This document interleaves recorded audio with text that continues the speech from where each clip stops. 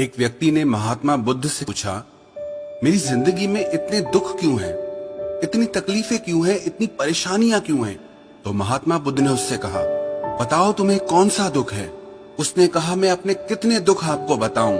मेरी पूरी जिंदगी ही दुखों से भरी हुई है। जो मेरे रिश्ते हैं उन रिश्तों से भी मैं दुखी हूँ और मेरे शरीर में भी बीमारियां होती रहती है। एक के पीछे एक दुख लगा ही रहता है। तो उस व्यक्ति ने कहा, ना मैं अपने रिश्तों से खुश हूँ, ना अपने परिवार से खुश हूँ, ना अपने मन से खुश हूँ और ना ही अपनी जिंदगी से खुश हूँ। लगता है ऐसी जिंदगी से अच्छा है कि मैं मर जाऊं, कोई मतलब ही नहीं जीने का। तो महात्मा बुद्ध ने उस व्यक्ति से पूछा कि बताओ कि तुम्हारे इन सारे दुखों का क्या कारण है? तो वो व्यक्ति महात्मा बुद्ध से कहने लगा कि मैं आपके पास इसीलिए तो आया हूँ कि आप बताओ मेरी जिंदगी में इतने दुख क्यों हैं? इन सब का क्या कारण है? महात्मा बुद्ध ने उस व्यक्ति से कहा, जरा गहराई से सोचो, विचार करो, देखो कहाँ है तुम्हारा दुख? क्या कारण हो सकता है तुम्हारे दुख का? उस व्यक्ति ने बहुत सोचा, पर जब उसे कुछ समझ नहीं आया तो बुद्ध ने उसे उत्तर दिया कि तेरे सारे दुखों का कारण तू ही है। तेरे मन की आसक्ति है, तेरे मन का मोह है। बुद्धा का एक प्रसिद्ध कोट है जो आपने भी सुना होगा, the root of suffering is attachment. आपके सारे दुखों का कारण आपका मोह है, आपके मन का अटैचमेंट है, आसक्ति है। तो उस व्यक्ति ने बुद्ध से कहा कि मैं समझा नहीं कि मेरे मन का मोह हर दुख का कारण कैसे हो सकता है। तो महात्मा बुद्ध ने उसे 3 छोटी छोटी कहानियां सुनाई।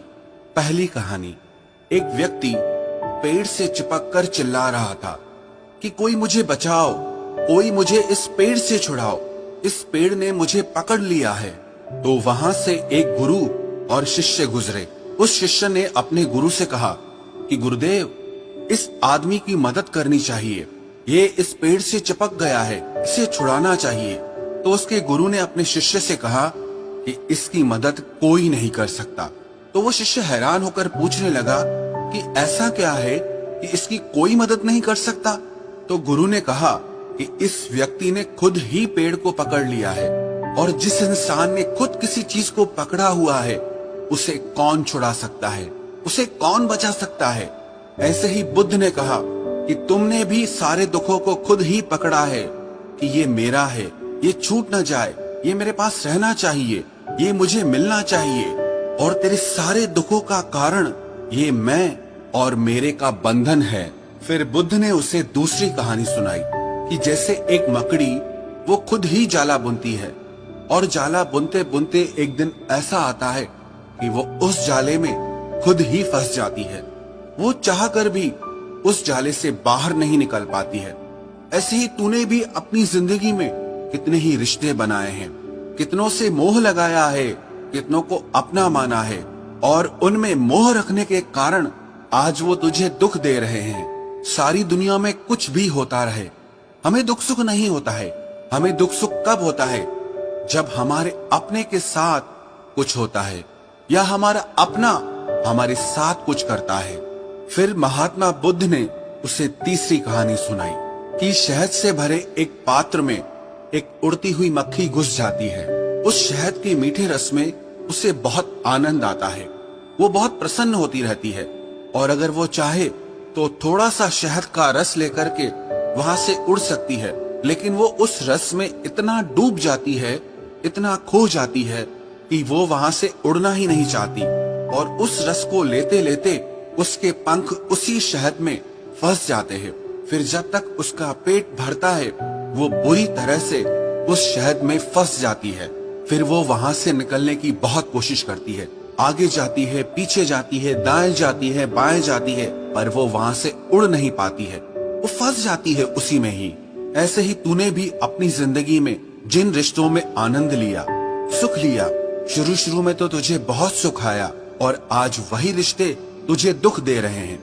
ऐसे ही जब कोई व्यक्ति जब स्वास्थ्य की परवाह ना करके स्वादिष्ट रसों के पीछे पड़कर कुछ भी खाने लगता है तो आगे चलकर उसका शरीर खराब हो जाता है, उसके शरीर में रोग आ जाते हैं। ऐसे ही जब मन संसार की बहुत सारी आशाएं कर लेता है, तृष्णाएं और वासनाएं कर लेता है, तो उसके मन में धन का लोभ आ जाता है और फिर चाहे उससे कितना भी धन मिलता रहे, उसकी तृप्ति कभी भी नहीं होती। वो हमेशा धन से अतृप्त रहता है और फिर इससे उसके मन में दुख का जन्म होता है। फिर उस व्यक्ति को एहसास हुआ कि महात्मा बुद्ध बिल्कुल सही कह रहे हैं। यही वजह है मेरे सारे दुखों की। मेरे सारे दुख मेरी ही वजह से पैदा हुए हैं, मेरे ही मन के मोह से, अटैचमेंट से पैदा हुए हैं। फिर उसने महात्मा बुद्ध से दूसरा प्रश्न किया कि आपने मुझे कारण तो बता दिया, अब मुझे इसका उपाय भी बताइए। महात्मा बुद्ध ने कहा, अगर तुम सारे दुखों से पार होना चाहते हो तो अपने मन को मोह और वासनाओं से ऊपर उठाकर प्रेम और संतोष से भर दो, क्योंकि जिसके हृदय में प्रेम और संतोष का दिया जल गया, उसके मन से मोह और वासनाओं से जन्मे हुए दुख का सारा अंधकार ही दूर हो जाता है। हालांकि ये बात कहने में बहुत आसान है, लेकिन करना बहुत मुश्किल है। लेकिन जो भी व्यक्ति महात्मा बुद्ध के इस उपदेश को समझ गया ना, वो सारे दुखों से पार हो जाएगा। यही कहानी हमारे भी जीवन की है। हम खुद ही रिश्ते जोड़ते हैं और बाद में खुद ही रोते रहते हैं। हम खुद ही प्रेम बढ़ाते हैं और बाद में खुद ही दुख पाते हैं। हम जिनके पीछे मेरा मेरा करके मरते रहते हैं, आखिर में वही लोग हमें सबसे ज्यादा दुख पहुंचाते हैं, हमारा दिल दुखाते हैं। जिनकी खुशी के लिए हम कुछ भी करने को तैयार हो जाते हैं, जिनकी खुशी के लिए हम अपनी सारी जिंदगी कुर्बान कर देते हैं, आखिर में वही हमारे जीवन में दुखों का अंधकार भर देते हैं। चाहे वो हमारा परिवार हो, हमारे मित्र हो, हमारी संतान हो या कोई भी रिश्ता हो, जहां पे भी हमने मन के मोह के, आसक्ति के, अटैचमेंट के धागे बांध रखे हैं, आप गौर करना, आपके जीवन में सारा दुख वहीं से आ रहा है। तो जो उपाय महात्मा बुद्ध ने उस व्यक्ति से कहा कि मोह और वासनाओं को त्याग करके अपने हृदय में प्रेम और संतोष को भर दो, इस छोटे से उपदेश को अगर हम भी अपनी जिंदगी में उतार लें तो विश्वास रखना, हम जिंदगी के सारे दुखों से अवश्य पार हो जाएंगे।